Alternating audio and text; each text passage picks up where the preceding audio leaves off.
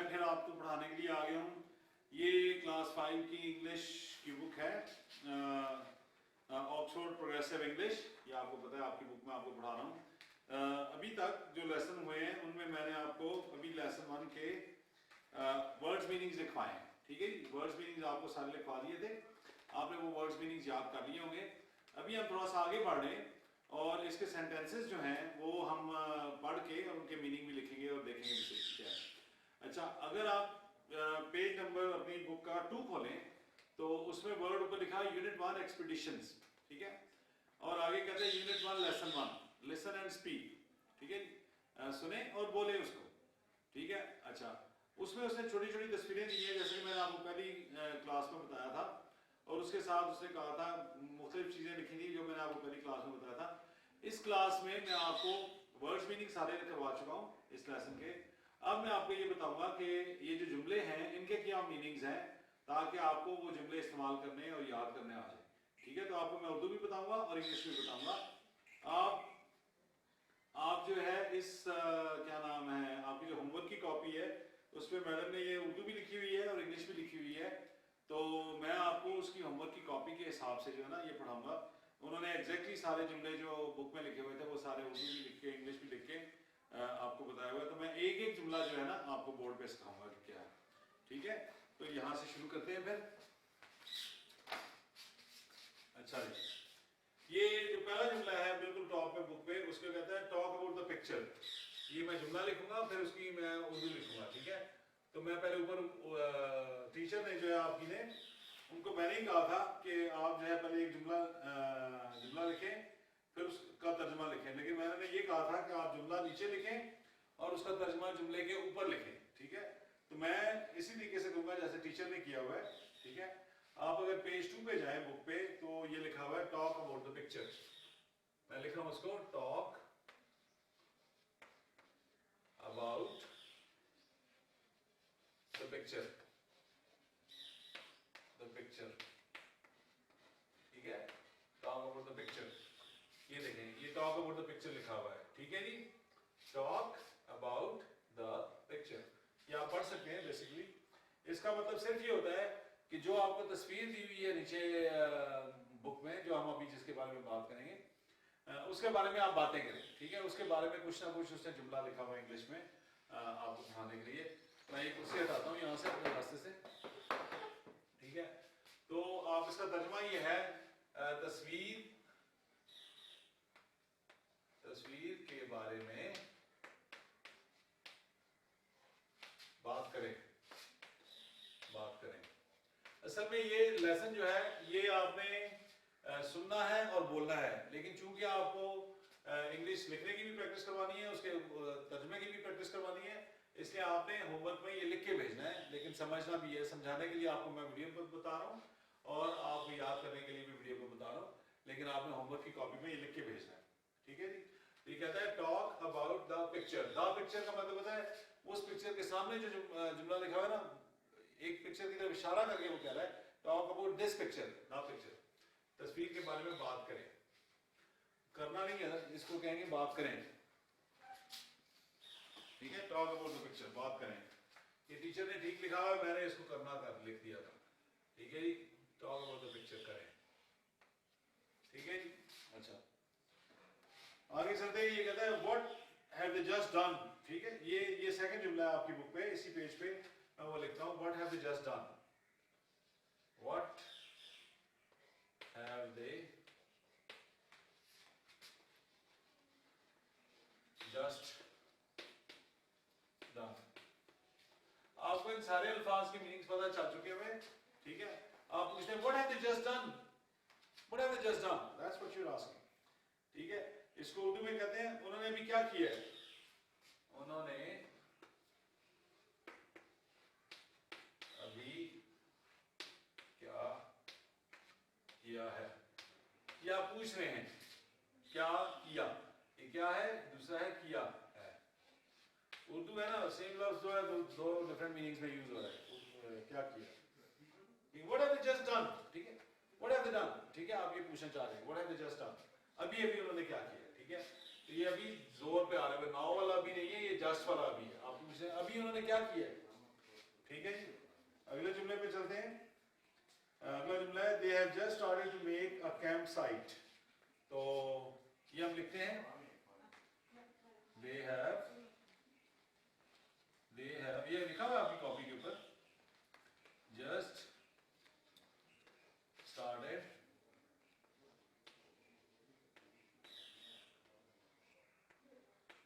To make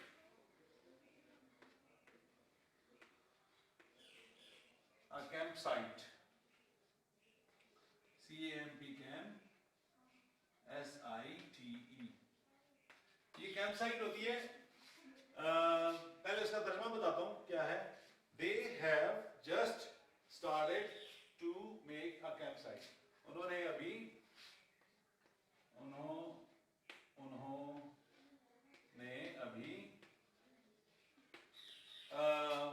खैमा लगाना शुरू किया, ठीक है। लेकिन ये उर्दू का वर्ड है खैमा लगाना, असल में कैंप साइट वो होती है जब आप सैर करने जाते हैं तो आप किसी जगह पे जाके तो अपने रहने की जगह बनाते हैं। बहुत सारे बच्चे, बहुत सारे लड़के, बहुत सारे बड़े अबू जो हैं वो अगर जाएं कुछ दिनों के लिए सैर के लिए बाहर, तो वहाँ जाके अपना खैमा लगाएं, तो उस जगह को कैंप साइट कहते हैं। उन्होंने अभी, तो मैं इसको कैंप साइट को कैंप साइट ही लिखूंगा, ठीक है जी। आपकी टीचर ने जो है वो मीनिंग लिखा हुआ है, क्या कहते हैं, कैंप, उन्होंने भी कैंप साइट लिखा हुआ है, लेकिन मैं आपको कैंप साइट उर्दू में लिख के दिखाऊंगा। उन्होंने अभी कैंप साइट से, ये कैंप जो है से काफ, ये के मीम और पे, इस तरह लिखते हैं कैंप, कैंप साइट, या आप साइट को जगह भी कह सकते हैं। उन्होंने अभी कैंप साइट, साइट जो है सीन अफसा और साइट इस तरह लिखते हैं, ठीक है, हमजे के साथ ते लगाता है। उन्होंने अभी कैंप साइट बनानी शुरू की है, ठीक है, बनानी शुरू की है, ठीक है जी। They have just started to make a camp site. ये देखें, दे का मतलब है उन्होंने, हैव स्टार्टेड होता है शुरू करना, जस्ट का मतलब अभी अभी अभी उन्होंने शुरू किया है। क्या किया है, मेक होता है बनाना, और कैंप साइट बनाना, उन्होंने अभी कैंप साइट बनानी शुरू की है। तो मैं सिर्फ ये देखता हूँ कि ये आपको एक दफा फोकस करके दिखाता हूँ। ये सारे जुमले वैसे आपकी कॉपी पे लिखे हुए हैं, तो आपको वहाँ से नज़र आ जाने चाहिए, अगर यहाँ से सही नहीं नज़र आ रहे तो जी। तो तकरीबन ठीक है मेरे ख्याल में, आपको कॉपी में जो है ज़्यादा बेहतर नज़र आएंगे। आपको तर्जमा इनका साथ साथ मैंने समझा दिया क्या होता है। अभी ये चूँकि जुमले और भी हैं इस पेज पे, तो मैं ये मिटा के तो नेक्स्ट लिखने लगा हूँ, ठीक है, और नेक्स्ट आपको साथ साथ एक्सप्लेन करूँगा, ठीक है जी। ये सारे के सारे जुमले जो हैं ये एक एक तस्वीर के बारे में, और ये लेसन एक्सपीडिशन वाला ही है, क्योंकि मेरे पास जगह कम है, ये मैंने ऊपर से एक्सपीडिशन का लफ्ज़ मिटा दिया है, ठीक है। वैसे तो मेरे पास 2 बोर्ड लगे हुए हैं, लेकिन दूसरे बोर्ड पे मैं इसलिए नहीं जाना चाह रहा क्योंकि फिर कैमरा जो है ना उसकी सेटिंग उस हिसाब से करनी पड़ती है, जिसमें बहुत टाइम लगता है, और आपकी वीडियो और लंबी हो जाएगी तो मुझे आपको भेजना मुश्किल हो जाएगा, ठीक है। तो मैंने ये बोर्ड मिटा दिया। अब आपको मैं दूसरा नेक्स्ट सेंटेंस बताता हूँ, ठीक है। अब नेक्स्ट सेंटेंस है ना, नंबर 1 2 3 4 5 6 इस तरह से। तो नंबर 1 सेंटेंस जो आपको लिखा हुआ है, he has just broken his spade. आपको याद है मैंने हैज कहा था, ठीक है, तो लेकिन हैज उसने नहीं लिखा हुआ, उसने ही के बाद ये छोटा सा कॉमा डाला हुआ ऊपर और एस लिखा हुआ है, ठीक है। ये इज नहीं है, ये हैज है, he has just broken his spade, ठीक है जी। he has just broken his spade। just वही जस्ट है जो हमने जिसके बारे में बात की थी, just broken, BROKEN, broken his spade, ठीक है। तो वर्ड्स मीनिंग इन सारों में लिखवा चुका हूँ, आपने अगर याद कर लिए हैं तो आपको याद होगा कि जस्ट का मतलब था अभी, ब्रोकन का मतलब था तोड़ा, स्पेड का मतलब था बेलचा। तो इसका मतलब ये हो गया कि उसने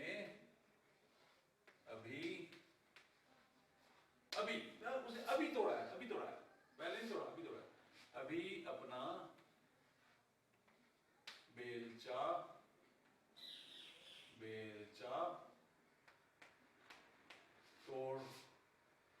तोड़ा है। अच्छा, ये तोड़ा जानबूझ के नहीं तोड़ा उसने, ठीक है।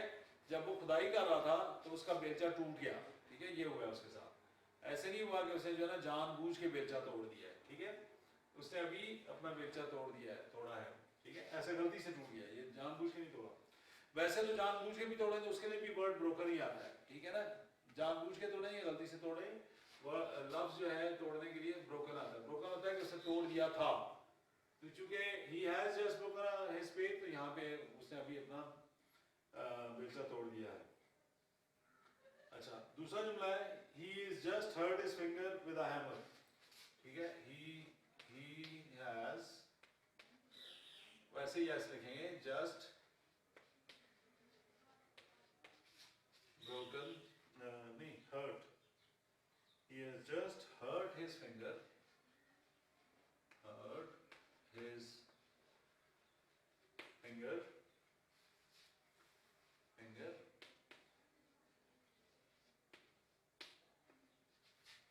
with a hammer, ये ब्रैकेट के अंदर दिया हुआ उसने ताकि पता चल जाए कैसे उसने हर्ट किया, with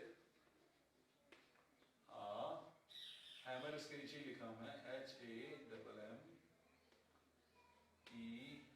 HAMMER, तो ये है he has just hurt his finger with a hammer। आपको याद है हर्ट का मतलब था जख्मी करना, फिंगर का मतलब था उंगली, ठीक है, जस्ट आपको पता है क्या है, हैमर जो था हथौड़ा था, ठीक है, ये हथौड़ी थी। तो हम इसका तर्जुमा करते हैं, उसने अभी अपनी हथौड़ी से अपनी उंगली जख्मी कर ली है, उसने अभी, अच्छा, ये जस्ट अभी अभी के चक्कर में आता है, अभी अभी तोड़ी है, ठीक है, तो मैंने ऊपर नहीं लिखा अभी, लेकिन आपकी टीचर ने अभी अभी लिखा है, जो कि ठीक है, ठीक है, अभी अभी हथौड़ी से अपनी उंगली जख्मी की है, हथौड़ी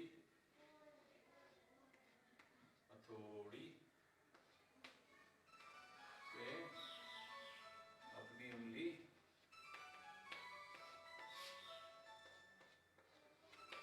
जख्मी की है। मैं जरा फोन देखता हूँ, ये कौन है?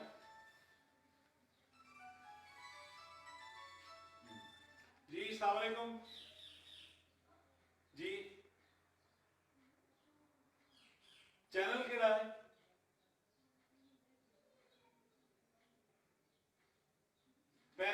चौथी पैंती थे, मैं देख रहा जनाब, थैंक यू वेरी मच, बहुत शुक्रिया बेटे, बहुत शुक्रिया, थैंक यू वेरी मच।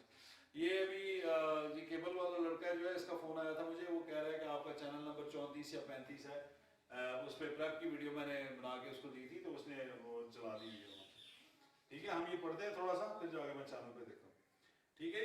तो देखें, he is just hurt his finger with a hammer. अच्छा, नेक्स्ट जुमला देखें, हमारे पास जगह है अभी, he just found a coin, ठीक है, ये 1 था, जुमला 1 था, ये 2 था, ये आपके बुक पे 2 लिखा हुआ है, फिर जुमला नंबर 3 था, ठीक है। he just hurt his finger with a hammer, he has just hurt his finger, नहीं, he has just found a coin, ये found a coin का जुमला था, फिंगर वाला तो हमने ऊपर लिख दिया हुआ है, he has just found a coin।